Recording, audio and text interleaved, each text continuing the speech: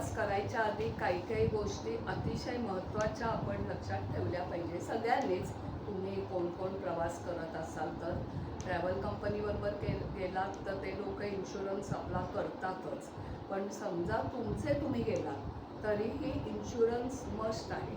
कारण तिथे काही काही गोष्टी म्हणजे रादर सगळ्याच इतक्या महाग आहेत की देव न करो पण वाईट वेळ आली आपल्यावर, काही आजारपण आलं, काही हे म्हणजे आपण चालताना वगैरे काही पडणं झडणं असं झालं तर खूप मोठा तिथे खर्च होऊ शकतो.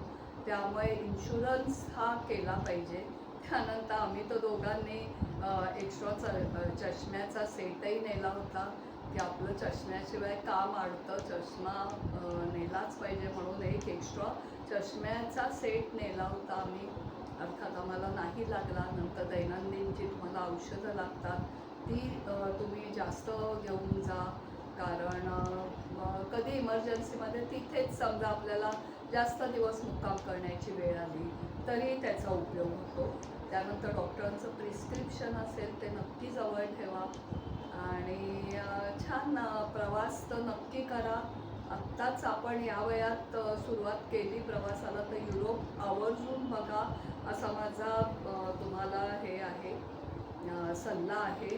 नंतर आम्ही ट्रॅव्हल कंपनीबरोबरच गेलो त्यामुळे तिथल्या इटालियन पास्ता आणि पिझ्झावर तर अक्षरशः ताव मारला, कारण तिथेही आम्हाला त्यांनी नेलं होतं.